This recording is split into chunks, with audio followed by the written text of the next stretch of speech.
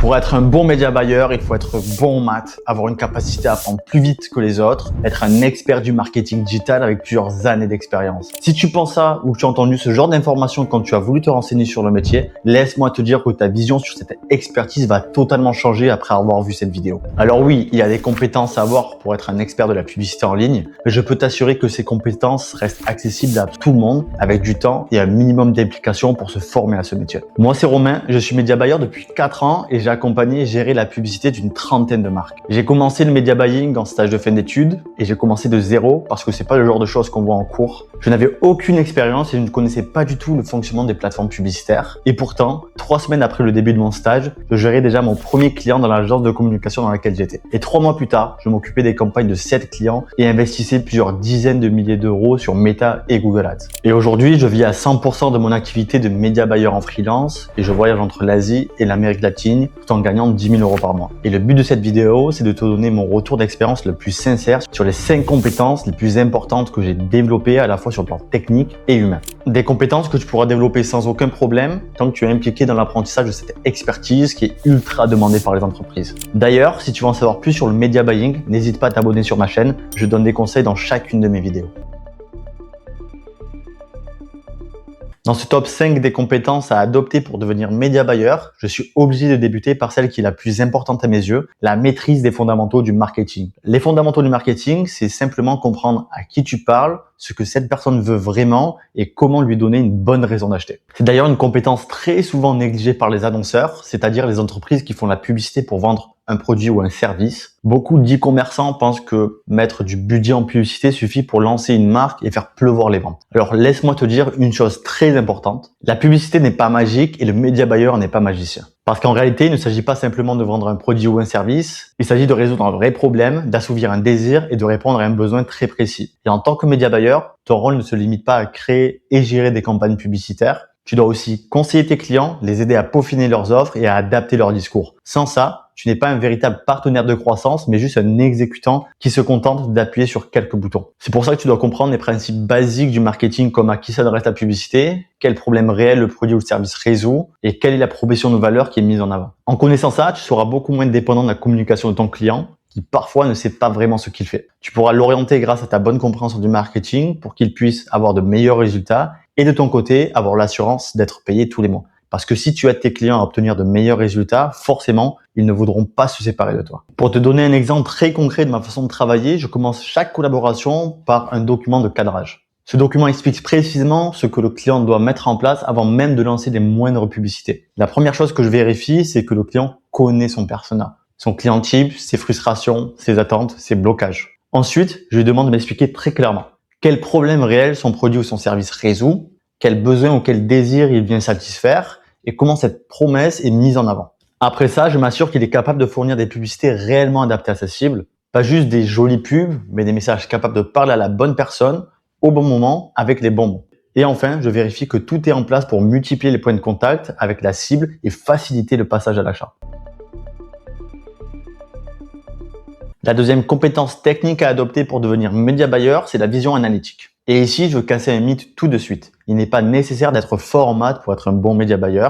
Ce qui compte réellement, c'est ta capacité analytique à lire la donnée. Parce que cette donnée, c'est littéralement la boussole du media buyer. C'est grâce à elle qu'il peut interpréter les résultats et surtout prendre des décisions éclairées basées sur des faits. Et en suivant les bons KPI, c'est-à-dire les bons indicateurs de performance, il est souvent assez simple de savoir si une publicité fonctionne ou non. Et surtout, d'agir en conséquence, c'est-à-dire savoir quelle publicité laisser tourner, laquelle couper, quelle personne à prioriser et parfois même quelle audience exclure. Et en réalité, c'est comme ça que toute stratégie marketing efficace devrait être construite, en lisant la donnée, pas en suivant des intuitions. Très souvent, quand je signe de nouveaux clients, ils arrivent en début de collaboration avec beaucoup d'opinions. Des opinions sur leur image de marque, sur leur cible, sur les habitudes de consommation de leur persona. Avoir une vision claire de son persona, c'est très bien, c'est même indispensable. Mais une opinion basée sur des croyances sans preuve tangible issues de la donnée, c'est tout simplement le meilleur moyen de brûler du budget publicitaire.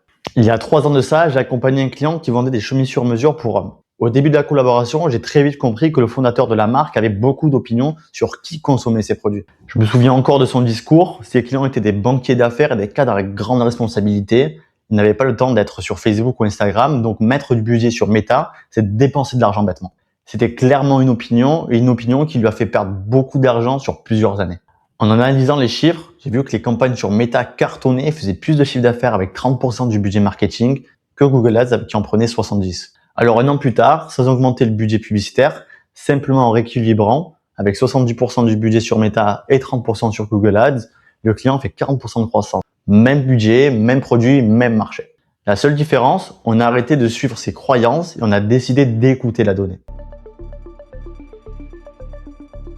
La troisième compétence, c'est davantage une compétence humaine que technique, c'est faire preuve d'adaptabilité. Savoir ajuster ta façon de travailler, de communiquer et de décider en fonction du client, du business et du contexte. En tant que média buyer, tu dois t'adapter en permanence au business de tes clients avec leurs offres, leur marché, leur cycle de vente, leurs contraintes, mais aussi leurs objectifs et leurs problèmes en interne.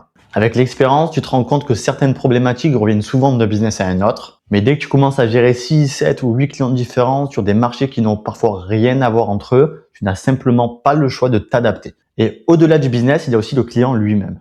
Chaque client a sa personnalité, sa manière de communiquer, son niveau de compréhension du marketing et son propre fonctionnement en interne.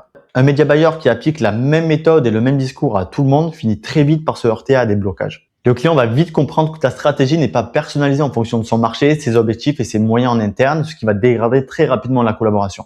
Et autant l'un des plus gros avantages du media buying par rapport à toutes les autres compétences, c'est d'avoir des clients récurrents qui vont te payer mois après mois, c'est vrai, sauf si tu n'as pas les compétences adaptées, auquel cas tu perdras cet avantage parce que le client se dirigera vers un autre media buyer plus compétent que toi. J'ai d'ailleurs déjà fait une vidéo sur les différentes typologies de clients qu'un media buyer peut rencontrer, mais parmi la trentaine d'entreprises que j'ai accompagnées, il y a des business, des profils de clients et des objectifs complètement différents.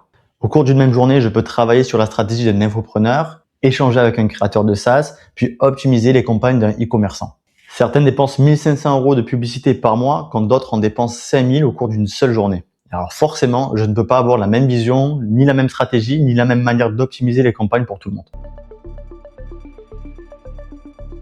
La quatrième compétence indispensable pour devenir média buyer, c'est la rigueur. Une compétence obligatoire pour garder le contrôle sur les performances publicitaires sur le court, le moyen et le long terme. Le métier de média buyer repose sur une multitude de détails sur des paramètres de campagne, des budgets à contrôler, des créas à tester, des données à analyser et des décisions à prendre au bon moment. Sans rigueur, tu fais des erreurs évitables, tu oublies de couper des publicités, tu laisses tourner des campagnes non rentables, tu perds la trace de ce qui a déjà été testé. Et le problème, c'est que ces erreurs ne se voient pas tout de suite, mais cumulées, elles coûtent cher, très cher. Et au bout de quelques jours, c'est plusieurs milliers d'euros qui sont partis en fumée et jetés par la fenêtre. Et la conséquence pour toi, c'est que ton client n'ait plus confiance en toi et en ton travail et qu'il arrête la collaboration. Et c'est 1500 € par mois en moins sur ton chiffre d'affaires. La rigueur, c'est aussi d'être structuré, organisé et constant. C'est ce qui te permet de tester intelligemment, de comparer des résultats fiables et de construire des performances durables, pas sur des coups de chance. Par exemple, je mets un point d'honneur à passer tous les jours sur les campagnes publicitaires de mes clients. Mon objectif, c'est de contrôler les dépenses, m'assurer que les budgets sont bien utilisés et vérifier en permanence la rentabilité des campagnes. La rigueur s'applique aussi à la structure de mes campagnes et à la façon dont je nomme mes publicités. Ça peut paraître anodin, mais cette organisation me permet en un seul coup d'œil de savoir ce qui fonctionne, ce qui ne fonctionne pas et pourquoi. Résultat, je peux analyser plus rapidement, prendre de meilleures décisions et optimiser les campagnes de manière beaucoup plus efficace. La cinquième et dernière compétence à avoir pour gérer au mieux sa relation client, c'est la faculté à être pédagogue et empathique. Ce qu'il faut comprendre, c'est que le métier de média buyer, c'est littéralement de travailler avec l'argent de ses clients. Tu as la main sur leur trésorerie et pour certains, cet argent représente des mois, voire des années de travail, des sacrifices personnels et parfois même le projet d'une vie. Il est donc parfaitement normal que certains clients soient stressés, qu'ils te posent beaucoup de questions et qu'ils aient besoin de temps pour t'accorder leur confiance. Et cette confiance, tu la construis évidemment avec des résultats, mais pas seulement. Tu la construis aussi avec ta capacité à expliquer ce que tu fais, à rassurer quand c'est nécessaire et à faire preuve de compréhension face aux enjeux du client. Plus tu auras un lien étroit avec tes clients, mieux sera la communication. Et avec une bonne communication, tu auras l'assurance qu'un client continue de te payer sur plusieurs mois, voire sur plusieurs années. C'est d'ailleurs grâce à ça que j'accompagne certains de mes clients depuis plus de 3 ans. Parce qu'au fil du temps, j'ai appris à faire preuve d'empathie et de pédagogie au moment où c'était nécessaire. Je prends en compte la situation réelle et les objectifs spécifiques de chacun de mes clients lorsque je mets en place les stratégies marketing. Par exemple, je travaille encore aujourd'hui avec un client que j'ai commencé à accompagner en juillet 2022. Alors qu'au début, on a commencé à travailler ensemble, ce n'était pas gagné. Il était du genre très stressé et durant le premier mois, il avait besoin de voir tout ce que je faisais au quotidien. Sauf que ce type de collaboration, ce n'était pas vivable. Je lui ai d'abord expliqué une chose simple. S'il avait fait appel à un expert, ce n'était pas par hasard et qu'il devait m'accorder un minimum de confiance. Ensuite, je vais expliquer comment j'avais structuré mes campagnes, pourquoi je prenais certaines décisions et dans quel objectif. Et enfin, j'ai mis en place un système de reporting adapté à son business pour qu'il puisse voir l'évolution de ma stratégie. Et à partir de ce moment-là, tout a changé. J'avais compris que je savais ce que je faisais, mais surtout que j'avais compris l'importance qu'avait son business à ses yeux et que mon implication serait à la hauteur de ses espérances. Si les sujets autour du media buying t'intéressent, je t'invite à regarder la vidéo « Les 5 erreurs à ne pas faire en tant que media buyer ». Ciao!